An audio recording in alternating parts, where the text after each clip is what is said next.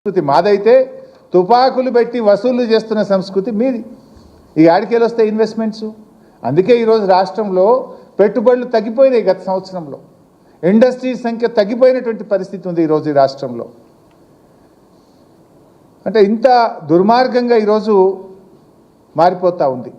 ఇది ఇంకోటి, ఇది మేం చెప్తున్నది కూడా కాదు కదా, నేను స్వయంగా ఒక మంత్రి గారి కుమార్తెనే స్పష్టంగా చెప్పారు. ఏమని చెప్తున్నారు?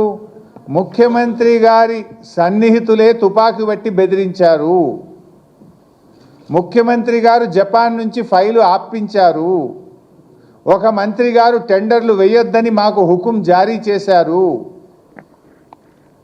టెండర్ దక్కలేదని డిపార్ట్మెంట్నే మార్చివేసినారు. అంటే మొత్తంగా కూడా ఒక అరాచకం నెలకొన్నది రాష్ట్రంలో.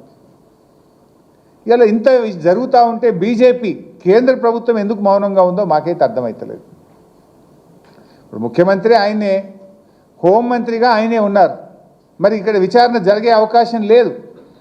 ముఖ్యమంత్రి తుపాకీ పంపిండని, ముఖ్యమంత్రి సన్నిహితులే తుపాకీ బట్టి బెదిరిస్తున్నారని, ముఖ్యమంత్రి గారే తన తమ్ముళ్ళ కోసం ఫైళ్లు ఆపారని, సహచర మంత్రే టెండర్లు వేయొద్దని హుకుం జారీ చేశారని చెప్తుంటే దీని మీద విచారణ జరగాలి కదా.